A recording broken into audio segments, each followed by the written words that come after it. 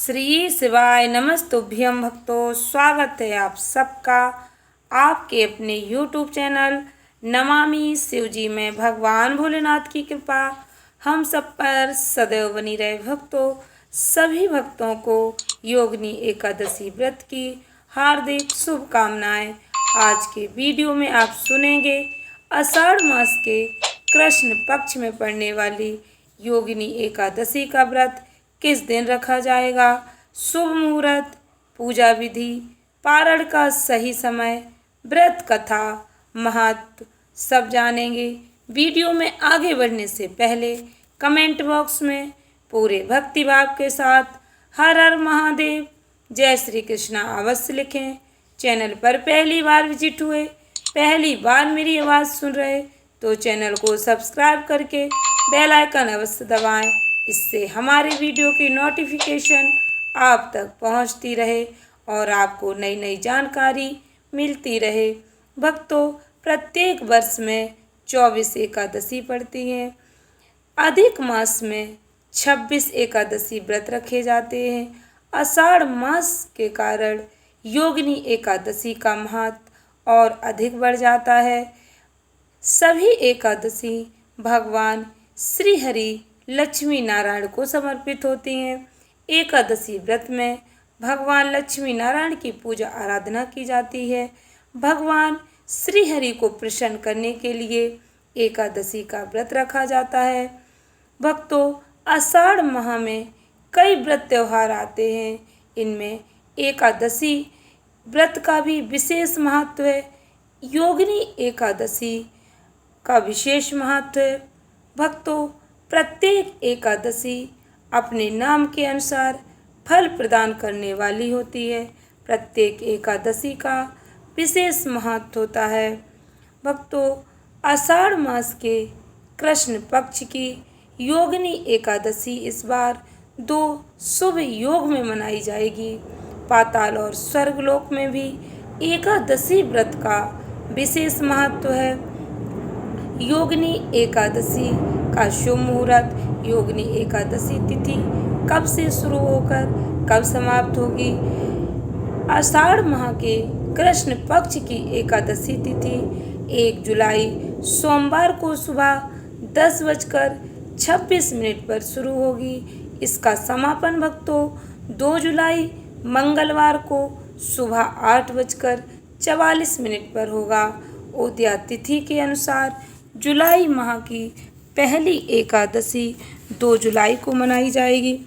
द्वादशी हरिवासर सूर्योदय व्यापिनी शुद्ध योगिनी एकादशी का व्रत भक्तों 2 जुलाई को ही रखा जाएगा। सभी भक्तजन 2 जुलाई को ही योगिनी एकादशी का व्रत रखेंगे। इस साल योगिनी एकादशी पर शुभ योग बनने जा रहे। इस दिन त्रिपुष्कर योग और सर्वार्थ सिद्धि योग बनेगा। सर्वार्थ सिद्धि योग 2 जुलाई को सुबह 5:27 से अगले दिन 3 जुलाई को सुबह 4:40 तक रहेगा। त्रिपुष्कर योग 2 जुलाई को सुबह 8:42 से 3 जुलाई को सुबह 4:40 तक रहेगा। इन शुभ संयोग में पूजा आराधना करने का भक्तों को कई गुना फल प्राप्त होगा। भक्तों, योगिनी एकादशी व्रत का पारण समय ध्यान से सुने। 2 जुलाई को योगिनी एकादशी का व्रत रखा जाएगा। सभी भक्तजन 2 जुलाई को ही योगिनी एकादशी का व्रत रखेंगे।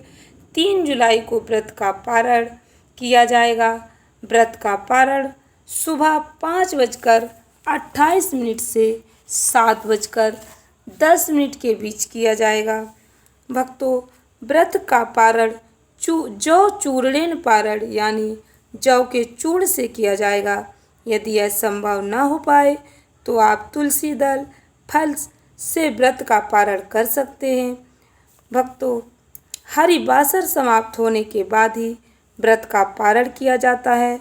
हरिवासर का समय द्वादशी तिथि का 1/4 हिस्सा हरिवासर को होता है। इसे छोड़कर ही व्रत का पारण करना चाहिए। इसलिए भक्तों, व्रत पारण का समय ध्यान से सुने और जो समय बताया जाता है उसी समय में व्रत का पारण करें। आषाढ़ माह में पड़ने वाली योगिनी एकादशी इतनी महत्वपूर्ण क्यों है? पौराणिक कथाओं के अनुसार योगिनी एकादशी के दिन भगवान विष्णु जी की पूजा करने, व्रत करने से व्यक्ति को मृत्यु के बाद स्वर्ग की प्राप्ति होती है। ऐसे व्यक्ति को वैकुंठ लोक में स्नान करने का सौभाग्य मिलता है। इस व्रत के प्रभाव से जीवन और मृत्यु के चक्र से मुक्ति मिलती है। योगिनी एकादशी के महत्व के बारे में स्वयं भगवान श्री कृष्ण ने धर्मराज युधिष्ठिर को बताया था। इस व्रत में भक्तों कथा अवश्य श्रवण करें, ध्यान से सुने भक्तों इस व्रत कथा को। महाभारत काल की बात है कि एक बार धर्मराज युधिष्ठिर ने भगवान श्री कृष्ण से कहा, हे त्रिलोकीनाथ, मैंने ज्येष्ठ माह के शुक्ल पक्ष की निर्जला एकादशी की कथा सुनी। अब आप कृपा करके आषाढ़ माह के कृष्ण पक्ष की एकादशी की कथा सुनाइए। इस एकादशी का नाम तथा महत्व क्या है, सो अब मुझे विस्तार पूर्वक बताएं।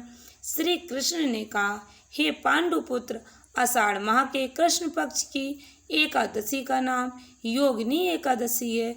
इसके व्रत से सभी पाप नष्ट हो जाते हैं। यह व्रत इस लोक में सुख भोग कर तथा परलोक में मुक्ति देने वाला है।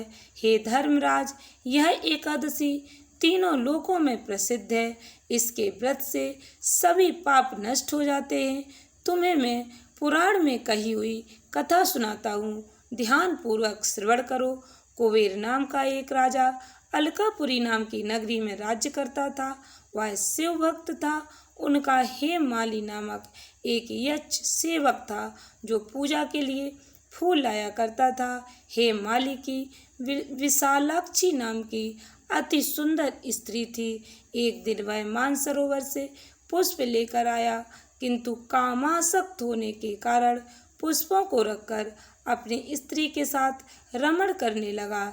इस भोग विलास में दोपहर हो गई। हेममाली की राह देखते देखते जब राजा कुबेर को दोपहर हो गई तो उसने क्रोधपूर्वक अपने सेवकों को आज्ञा दी कि तुम लोग जाकर पता लगाओ कि हेममाली अभी तक पुष्प लेकर क्यों नहीं आया। जब सेवकों ने उसका पता लगा लिया तो राजा के पास जाकर बताया, हे राजन, वह हेममाली अपनी स्त्री के साथ रमण कर रहा है। इस बात को सुनकर राजा कुबेर ने हेममाली को बुलाने की आज्ञा दी। डर से कांपता हुआ हेममाली राजा के सामने उपस्थित हुआ। उसे देखकर कुबेर को अत्यंत क्रोध आया और उसके होंठ फड़फड़ाने लगे। राजा ने कहा, अरे अधम, तूने मेरे परम पूजनीय देवों के भी देव भगवान शिव जी का अपमान किया है। मैं तुझे श्राप देता हूँ कि तू स्त्री के वियोग में तड़पे और मृत्यु लोक में जाकर कोढ़ी का जीवन व्यतीत करे। कुबेर के श्राप से वह तत्क्षण स्वर्ग से पृथ्वी पर आ गिरा और कोढ़ी हो गया। उसकी स्त्री भी उससे बिछड़ गई। मृत्यु लोक में आकर उसने अनेक भयंकर कष्ट भोगे, किंतु शिव जी की कृपा से उसकी बुद्धि मलिन न हुई और उसे पूर्व जन्म की भी सुध रही। अनेक कष्टों को भोगता हुआ तथा अपने पूर्व जन्म के कुकर्मों को याद करता हुआ वह हिमालय पर्वत की तरफ चल पड़ा। चलते चलते वह मार्कंडेय ऋषि के आश्रम में जा पहुंचा। वह ऋषि अत्यंत वृद्ध तपस्वी थे। वह दूसरे ब्रह्मा के समान प्रतीत हो रहे थे और उनका वह आश्रम ब्रह्मा की सभा के समान शोभा दे रहा था। ऋषि को देखकर हेममाली वहां गया और उन्हें प्रणाम करके उनके चरणों में गिर पड़ा। हेममाली को देखकर मार्कंडेय ऋषि ने कहा, तूने कौन से निकृष्ट कर्म किए हैं जिससे तू कोढ़ी हुआ है और भयानक कष्ट भोग रहा है। महर्षि की बात सुनकर हेममाली बोला, हे मुनि श्रेष्ठ, मैं राजा कुबेर का अनुचर था। मेरा नाम हेममाली है। मैं प्रतिदिन मानसरोवर से फूल लाकर शिव पूजा के समय कुबेर को दिया करता था। एक दिन पत्नी सहवास के सुख में फंस जाने के कारण मुझे समय का ज्ञान ही नहीं रहा और दोपहर तक पुष्प न पहुंचा सका। तब उन्होंने मुझे श्राप दिया कि तू अपनी स्त्री का वियोग और मृत्यु लोक में जाकर कोढ़ी बनकर दुख भोग। इस कारण मैं कोढ़ी हो गया हूँ तथा पृथ्वी पर आकर भयंकर कष्ट भोग रहा हूँ। अतः कृपा करके आप कोई ऐसा उपाय बतलाएं जिससे मेरी मुक्ति हो जाए। मार्कंडेय ऋषि ने कहा, हे माली, तूने मेरे सम्मुख सत्य वचन कहे हैं, इसलिए मैं तेरे उद्धार के लिए एक व्रत बताता हूँ। यदि तू आषाढ़ माह के कृष्ण पक्ष की योगिनी नामक एकादशी का विधान पूर्वक व्रत करेगा तो तेरे सभी पाप नष्ट हो जाएंगे। महर्षि के वचन सुन हे माली अति प्रसन्न हुआ और उनके वचनों के अनुसार योगिनी एकादशी का विधान पूर्वक व्रत करने लगा। इस व्रत के प्रभाव से अपने पुराने स्वरूप में आ गया और अपनी स्त्री के साथ सुख पूर्वक रहने लगा। भगवान श्री कृष्ण ने कहा, हे राजन, इस योगिनी एकादशी की कथा का फल 88,000 ब्राह्मणों को भोजन कराने के बराबर है। इसके व्रत से सभी पाप नष्ट हो जाते हैं और अंत में मोक्ष प्राप्त करके प्राणी स्वर्ग का अधिकारी बनता है। भक्तों, एकादशी का व्रत आप करें या ना करें, कुछ सामान्य से नियमों का पालन सभी को करना चाहिए। व्रत कथा अवश्य श्रवण करें। एकादशी के दिन चावल नहीं खाने चाहिए। एकादशी के दिन बाल नहीं कटवाने चाहिए। किसी का अपमान नहीं करना चाहिए। क्रोध नहीं करना चाहिए। किसी को अपशब्द नहीं कहने चाहिए। एकादशी के दिन भक्तों तामसिक भोजन, मदिरा इससे दूर रहना चाहिए। शुद्ध सात्विक भोजन ही ग्रहण करना चाहिए। आशा करती हूँ वीडियो अच्छी लगी होगी, उपयोगी लगी हो तो वीडियो को अधिक से अधिक भक्तों को शेयर अवश्य करें। चैनल पर पहली बार विजिट हुए, पहली बार मेरी आवाज़ सुन रहे तो चैनल को सब्सक्राइब करके बेल आइकन अवश्य दबाएं।